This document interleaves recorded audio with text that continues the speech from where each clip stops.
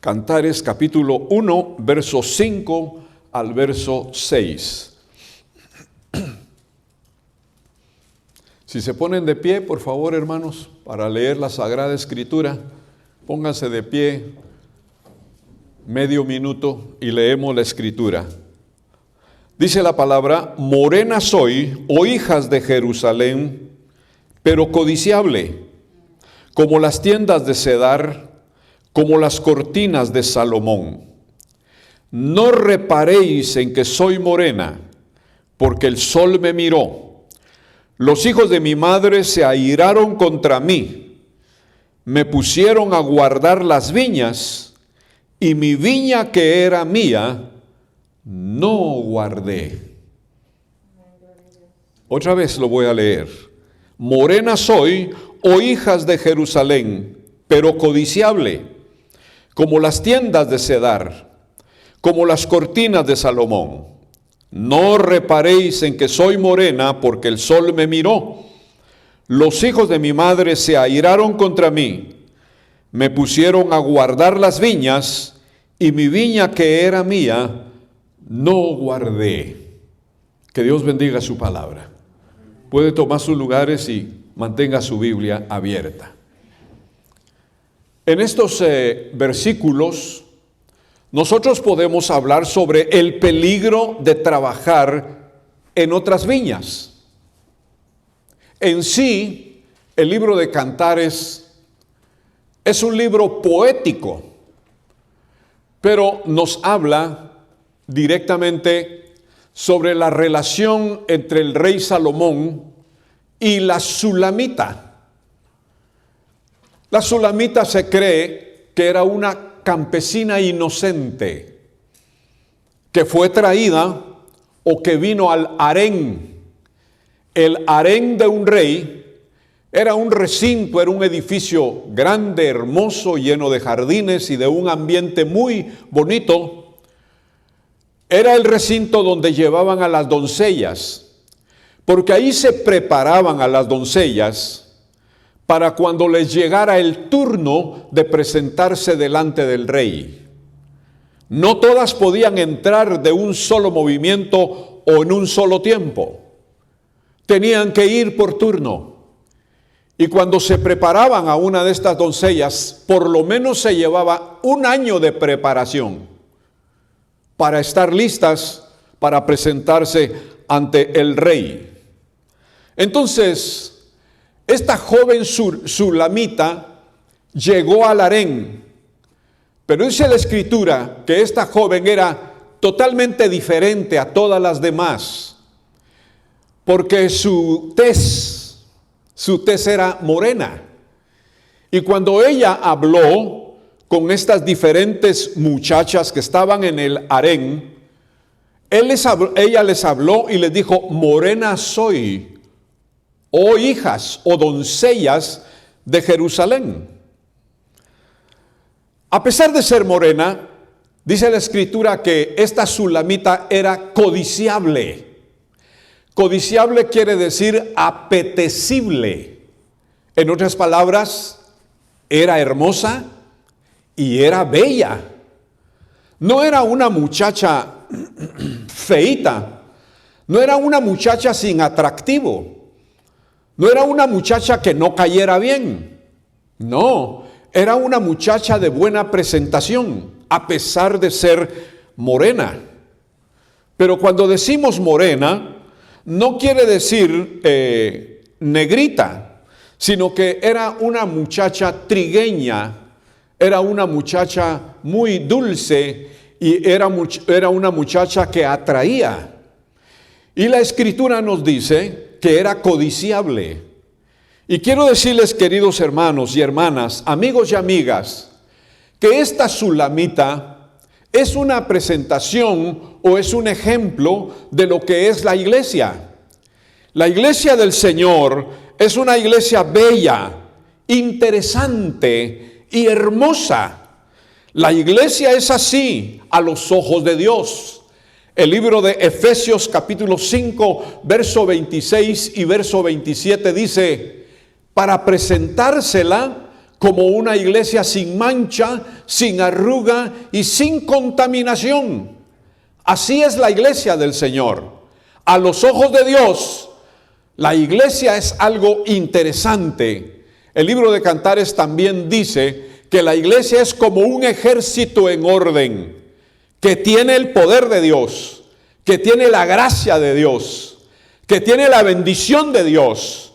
Y por eso la iglesia es atrayente, la iglesia es bonita, la iglesia es hermosa, la iglesia es perfecta, porque la Biblia dice que el Señor la llama perfecta en el libro de Cantares. Y eso es lo que es la iglesia del Señor.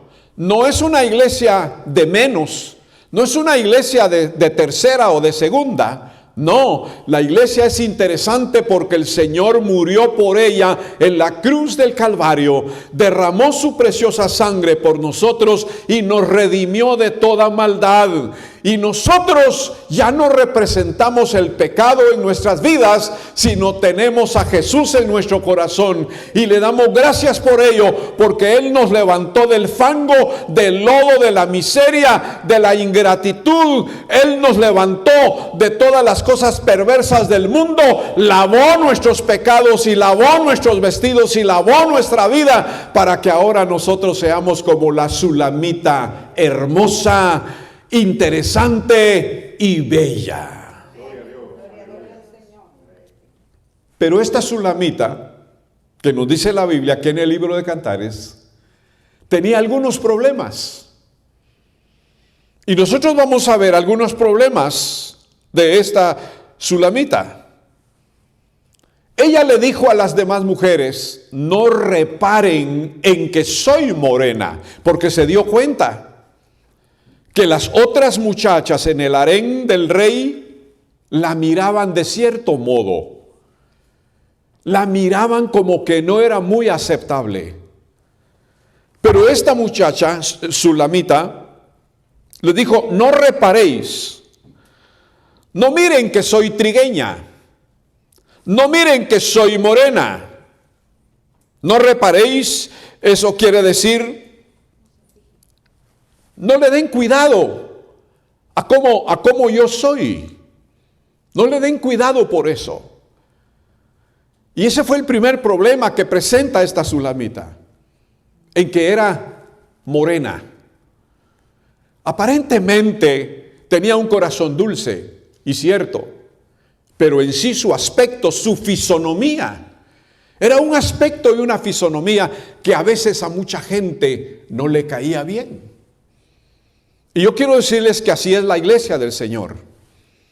La iglesia del Señor es linda, es bella a los ojos de Dios, pero delante de la gente a veces no caemos muy bien, porque no hacemos lo que el mundo hace, porque no vivimos como el mundo vive, porque no hablamos como hablan los desordenados, porque no caminamos como andan los pecadores. Yo quiero decirles que cuando una persona se entrega a Cristo de corazón, los primeros en molestarlo, en decirle palabras incorrectas, son los propios familiares. A muchas mujeres hasta las echan de sus casas por Cristo. Y empieza un sufrimiento personal, porque por Cristo Jesús les cae mal. Dice: ya no vas a ir a las fiestas, ya no vas a ir a las cosas de afuera, ya no vas a andar con nosotros en lo que nosotros andamos.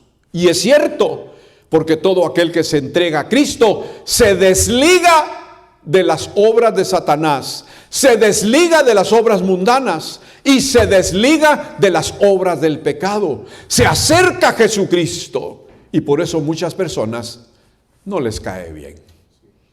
Así también la Sulamita. La Sulamita les dijo: no se molesten en mirarme de esa forma, porque soy morena y ustedes son blanquitas. Porque soy morena y ustedes son altas y yo medianita. No se molesten por eso. No reparen, no miren en que soy de esa forma. El segundo problema que tuvo la Sulamita es que fue objeto de crítica. Las demás mujeres la criticaron. Hay una crítica que es constructiva. Esta crítica constructiva es como un consejo que uno puede darle a alguna persona. Hay muchas personas que no hacen la diferencia entre una crítica constructiva y una crítica destructiva o una crítica despectiva. Cuando criticamos bien a una persona, lo hacemos personalmente y le decimos, ¿sabe qué, hermano o sabe qué, hermana? No le conviene hacer tal cosa o hacer tal otra, porque tal vez no es la voluntad de Dios. Porque tal vez usted va a fracasar en eso, porque probablemente no le va a ir bien. Y hay muchas personas que pueden discernir el consejo, lo pueden llevar a cabo y Dios les bendice. Pero una crítica destructiva es decir, uy, tan feo que camina esa persona, uy, tan feo que mira, uy, tan feo que esto, tan feo que el otro. Criticarlos mal, y esa crítica en vez de ayudar, molesta. En vez de ayudar, destruye. En vez de ayudar, estorba. Dios no quiere que hagamos críticas destructivas, no, sino que ayudemos a construir con nuestras palabras. Sea el nombre del Señor glorificado. A la sulamita la criticaron y ella fue objeto de esta crítica, una crítica fuerte. Casi no se juntaban con ella porque la criticaban. Y ella oía el balbuceo, la murmuración de todas sus compañeras en cuanto a su aspecto físico. ¿Cuántas veces nosotros oímos murmuraciones que no convienen? Y la murmuración es pecado. ¿Cuántas veces escuchamos que a algunas personas se les zafa o se les va la lengua porque la lengua no tiene hueso?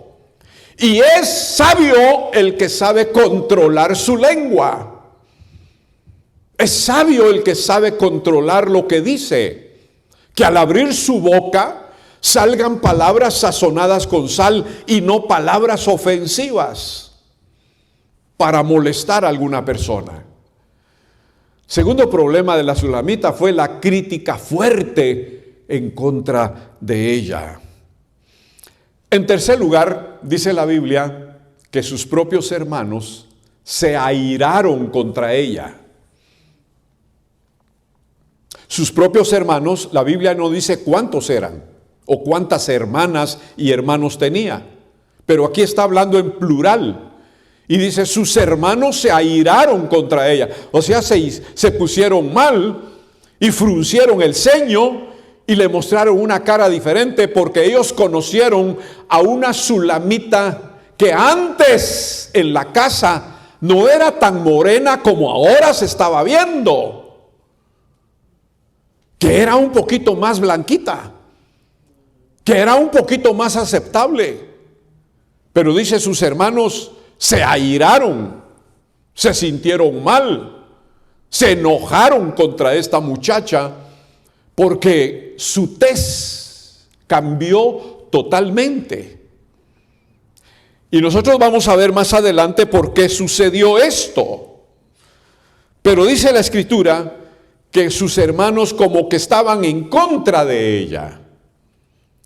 A veces hemos conocido hermanos y hermanas en la iglesia que desde el comienzo de su vida cristiana empiezan a caminar bonito, empiezan a caminar bien, son consagrados, les gusta la oración, vienen a la vigilia, les gusta leer la Biblia. Desde un comienzo sus vidas empiezan a ser construidas bajo la gracia, la misericordia y la bendición del Señor. Y el aspecto de ellos es un aspecto nuevo, bonito, brillante, interesante, y así van creciendo. Pero a veces también esas personas que van creciendo en la iglesia tienen contacto con algunos que ya perdieron esa santidad, con algunos que ya perdieron esa bendición, con algunos descuidados que ya perdieron ese humor cristiano, ese amor cristiano, esa bendición del Señor en sus vidas. Y a veces son agentes contaminantes. Dios quiere que desde el comienzo de nuestra vida cristiana espiritual, de nuestra vida personal, en los caminos del Señor, perseveremos, mantengamos, que no nos descuidemos. Dios quiere que nosotros permanezcamos en esa bendición de santidad, de paz, de amor, de gozo, de frutos del Espíritu Santo. Y que en vez de ser focos contaminantes de lo malo hacia otros, seamos personas que con la gratitud en nuestro corazón contaminemos a otros con dones y talentos y frutos que Dios nos da para bendecir y edificar otras vidas. Queridos hermanos, los hermanos de esta sulamita estaban en contra de ella. Y ella sintió el embate, ella sintió la fuerza, ella sintió la persecución de sus propios hermanos. Y quizás les reclamó y les dijo: ¿por qué están airados ustedes contra mí?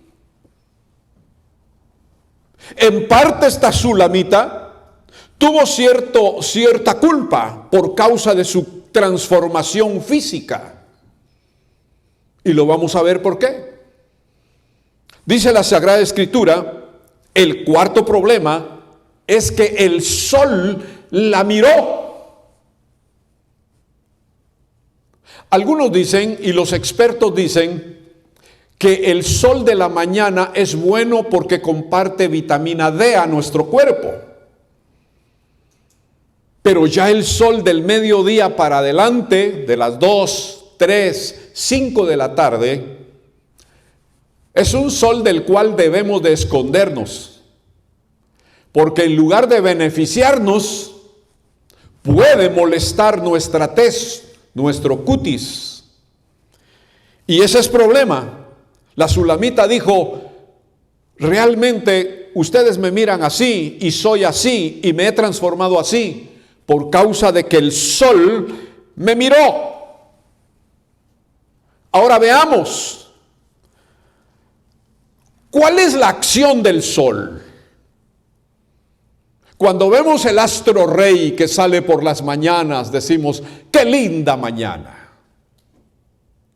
Cuando el sol se va opacando y se va yendo, dependiendo de la estación, a las 5, 6, 7, 8 y media de la noche se va el sol y se va cayendo y se va cayendo. Vemos esos arreboles que forma allá en las nubes. Y cuando el sol se esconde de un lado de la tierra, en el otro lado de la tierra está despertando. Y nos admiramos de este astro maravilloso que Dios puso para calentar la tierra y para otras cosas importantes aquí en la tierra. Pero veamos la acción del sol sobre nosotros. En primer lugar, el mucho sol fatiga. Nos fatiga. Es muy diferente trabajar bajo aire acondicionado. Es muy diferente trabajar bajo la sombra de los árboles. Pero trabajar bajo los rayos del sol, el hombre más fuerte, la mujer más fuerte, a cierta hora lo fatiga. Empezamos a sudar, a transpirar. Empezamos a sentir que algo nos falta en el cuerpo. Y recurrimos a nuestras botellas de agua. Y empezamos a sentir debilidad en las piernas o en algunos miembros del cuerpo. Porque la fatiga llega a nuestro cuerpo por causa de la fuerza del sol. Entonces el sol fatiga. En segundo lugar, el sol quema o el sol seca. Allá por el otro lado, de los Estados Unidos, como lo es California, en este tiempo se deja ver los grandes incendios que hay. Y se hacen grandes incendios de miles de hectáreas quemadas por causa que por una cosa pequeña en los cerros, en los montes llenos de pinos y de árboles, se empieza un gran incendio por causa de que el sol quemó alguna mata y empezó un grande incendio. El sol quema y por lo tanto cuando quema seca. Y ese es un problema serio. En el libro de Mateo capítulo 13, verso 5 al verso 6 dice que la semilla cayó junto a las piedras. Y porque ahí no había raíz, dice, salió el sol y quemó la semilla. Así puede suceder en nuestra vida personal también. El sol es tipo del enemigo, es tipo de los espíritus malos que vienen y tratan la manera de robarnos y de acabar con la semilla gloriosa del evangelio que fue sembrado en nosotros, porque en el evangelio nosotros tenemos bendición, superación, salvación. El evangelio nos enseña cómo vivir, es el decálogo, es el libro que nos enseña a seguir los mandamientos y reglas de Dios para tener una vida provechosa, exitosa, de bendición de Dios, y que nosotros podamos caminar en soltura con la gracia del Señor en nuestras vidas. Pero el diablo quiere acabar lo que Dios nos ha dado, tratando de quemar la simiente preciosa que Dios ha sembrado en nosotros. El Señor lo reprenda. El sol quema, el sol seca. Y esto pasó con la Sulamita de nuestro libro de Cantares. Dice la Biblia que el sol cayó fuertemente sobre su cuerpo, sobre su cara, y empezó a transformarla. La quemó. Y de blanquita y de media morenita se transformó en una mujer un poquito más negrita que blanquita. Cambia el color de la piel con la fuerza del sol encima. Y lo peor de las quemaduras del sol en nuestro cuerpo es el cáncer. Es el cáncer, y esto es positivo.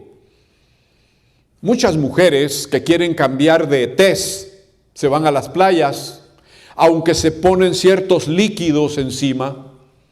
Lo que quieren es cambiar de presentación en su cuerpo. Y se queman todas, pero no saben el peligro en que se están metiendo. Porque con el tiempo empieza en sus cuerpos el cáncer de piel. Y algunas mujeres y hombres han muerto por causa del cáncer en su piel. Y cuando ya ese cáncer está avanzado, nadie lo puede erradicar, nadie lo puede quitar. Ni los más expertos médicos en la piel pueden quitar ese cáncer. Por causa del grande descuido que tuvieron al irse a exponer al sol abiertamente. Así que hay que tener mucho cuidado con eso. Otra cosa más, esa quemadura del sol es sinónimo de lucha, es sinónimo de prueba. Porque cuando el sol cae sin misericordia sobre nosotros, es como cuando una lucha, una prueba o las circunstancias adversas vienen a nuestra vida sin que nosotros a veces la busquemos. Y quieren fatigarnos, robarnos la fe, bajarnos la moral. Esas pruebas, luchas y circunstancias difíciles en nosotros quieren hacernos pensar diferente a como el Señor quiere que pensemos positivamente. El Señor no quiere que vivamos bajo el poder del estrés o de la mucha preocupación o el mucho afán. Dios no quiere que vivamos como huérfanos. No quiere que vivamos en tristezas. Dios no quiere que vivamos tuidos, como que ya el mundo se nos terminó. Dios no quiere esa vida para nosotros. Dios quiere que vivamos una vida alegre, contenta, que su grande bendición en nosotros nos provoque a decirle gracias por la vida en abundancia que me has dado. Pero a veces esos problemas y luchas y circunstancias difíciles quieren robarnos la bendición del Señor. Esto se asemeja también a la iglesia perseguida. Muchas veces la iglesia es perseguida de alguna forma. No creen en que nosotros tenemos la vida en Cristo Jesús. Nos persiguen verbalmente. Y nos dicen: esos cristianos son haraganes. Esos cristianos no tienen que hacer. Esos cristianos no les gusta trabajar, y quizás somos los que más trabajamos. Y lógicamente, ante esas persecuciones, necesitamos paciencia. Necesitamos paciencia en nuestras vidas. Necesitamos constancia. No nos vamos a quedar de brazos cruzados. No nos vamos a tirar al suelo para llorar una desgracia. No.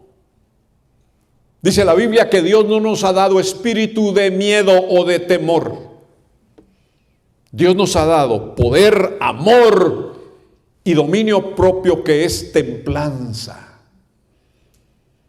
Pero necesitamos paciencia y necesitamos perseverar, no importa cuál sea la persecución.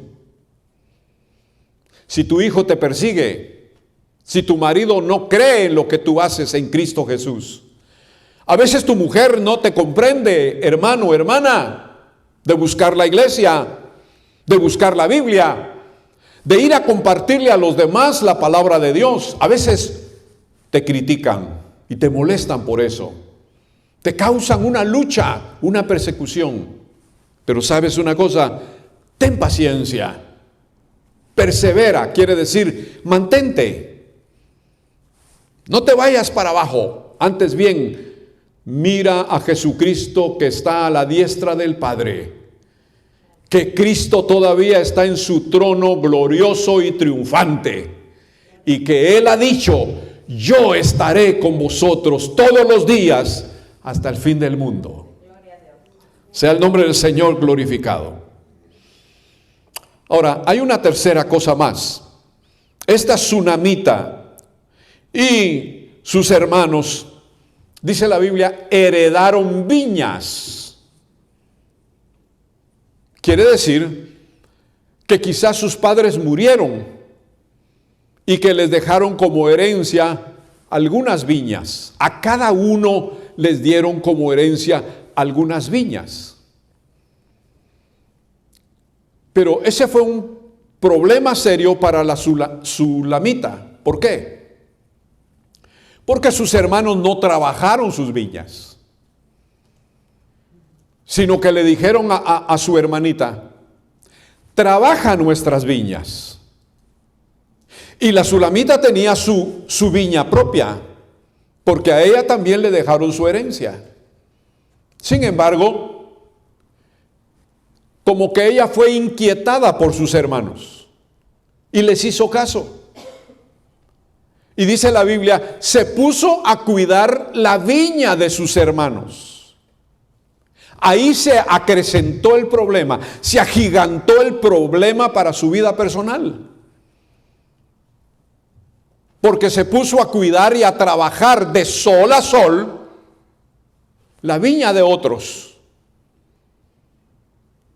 No tenía tiempo para ella, no tenía tiempo para nada, no tenía tiempo para otros, sino que se puso a cuidar, a trabajar, a laborar en viñas que no le pertenecían. Y yo quiero, amigo y hermano, de aquí para adelante, usted vaya meditando el concepto, el inciso central de este mensaje. A veces cuando nos ponemos a trabajar en otras viñas, no nos va bien.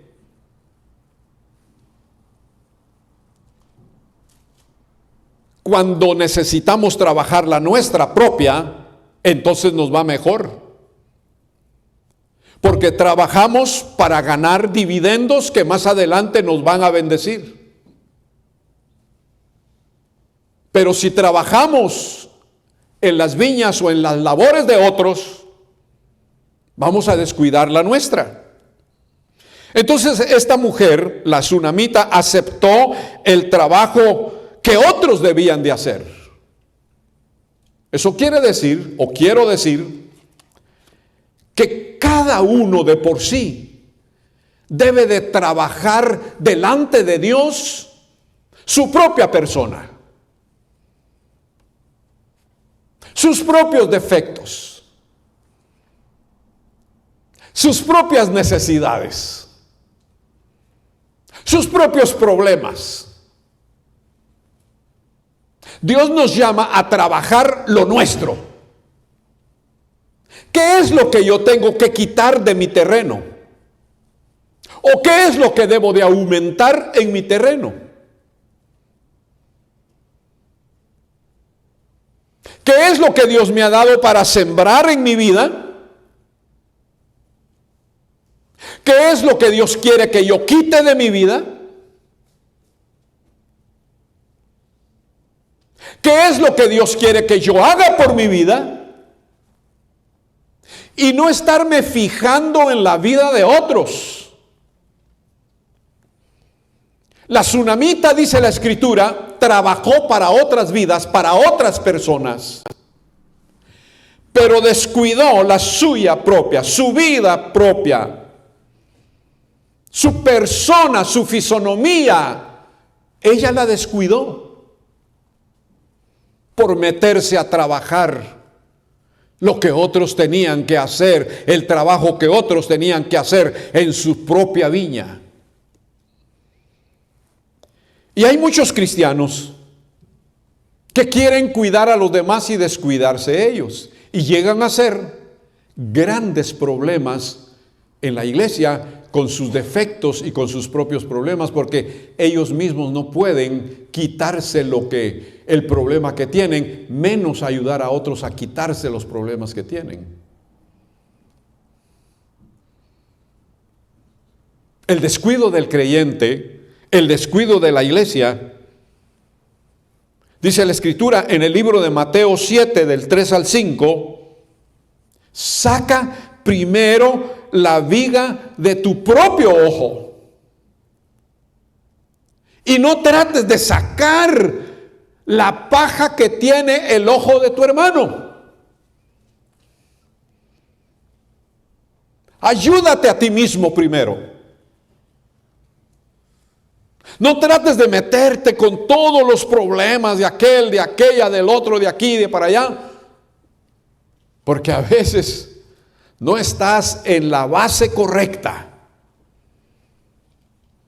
Mira primero la luz de tus ojos. Emblanquécete primero en el recipiente de la santidad de Dios. Lávate primero en el estanque glorioso de las aguas benditas de Dios. Busca la Sagrada Escritura y léela de corazón para ver qué Dios te habla a ti mismo.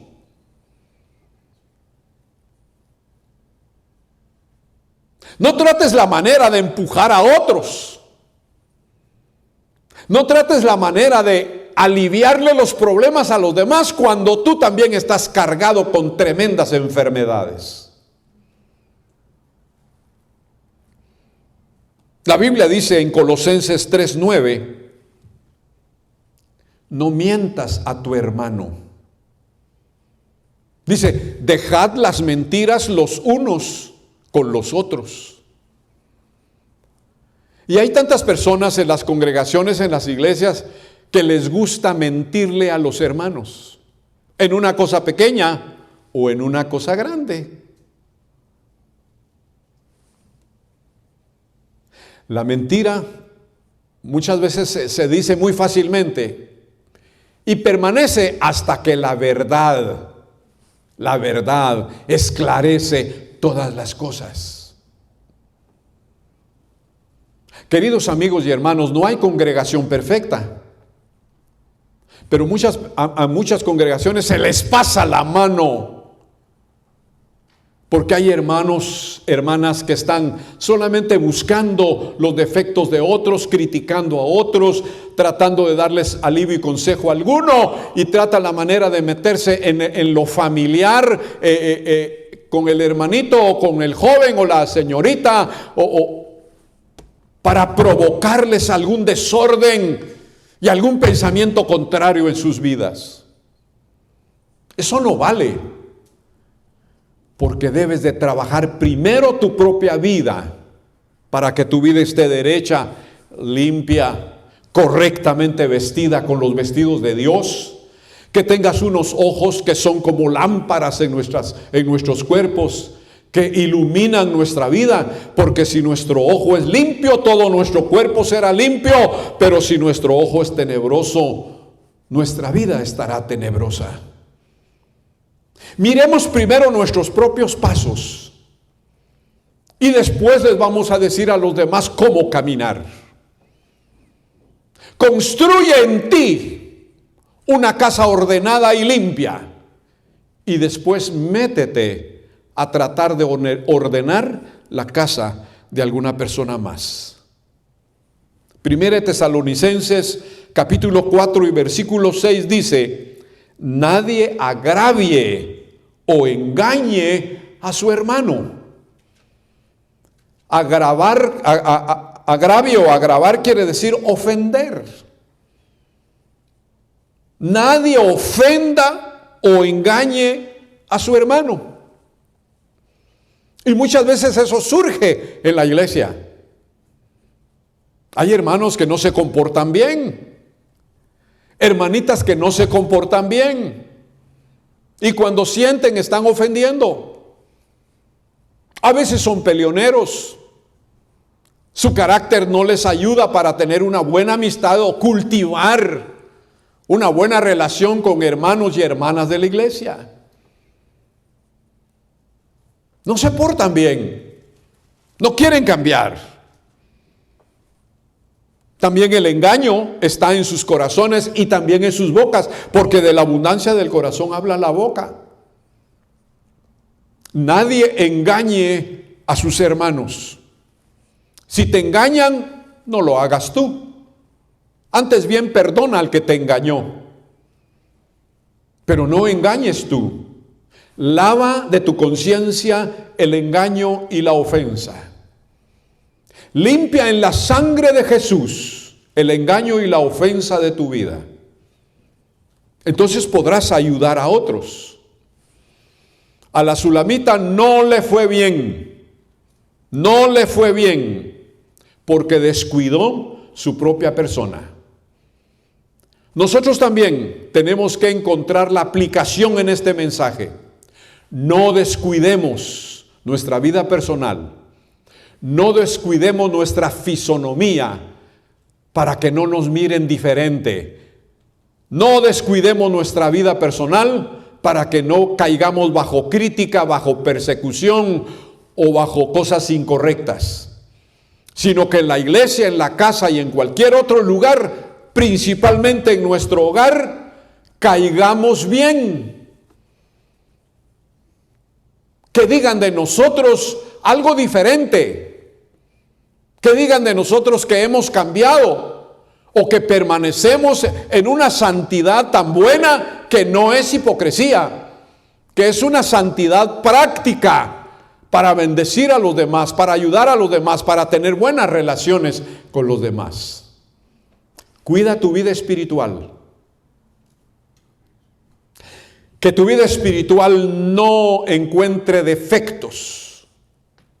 Que tu vida espiritual principalmente agrade a Dios Padre, Dios Hijo y Dios Espíritu Santo.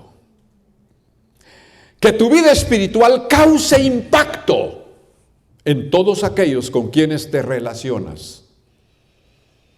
Que tu vida espiritual sea como la piedad, porque la piedad para todo aprovecha. La piedad es la inclinación que nuestro corazón debe de tener hacia las cosas buenas, hacia las cosas santas, hacia las cosas lindas del Señor. Que tu vida espiritual tenga éxito.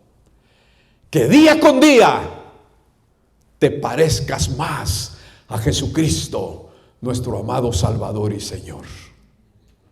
No descuides tu vida espiritual. Es la riqueza que tienes en ti. No descuides tu vida espiritual. Es la bendición que tienes en ti.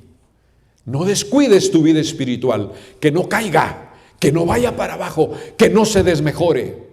Que tu vida espiritual esté en alto, creciendo siempre a la imagen de aquel que te llamó, que te amó y que murió por ti en la cruz del Calvario y que quiere seguir formando en ti, por obra del Espíritu Santo, un cristiano lleno de su gracia y lleno de su poder. Que Dios te bendiga. Que Dios te bendiga.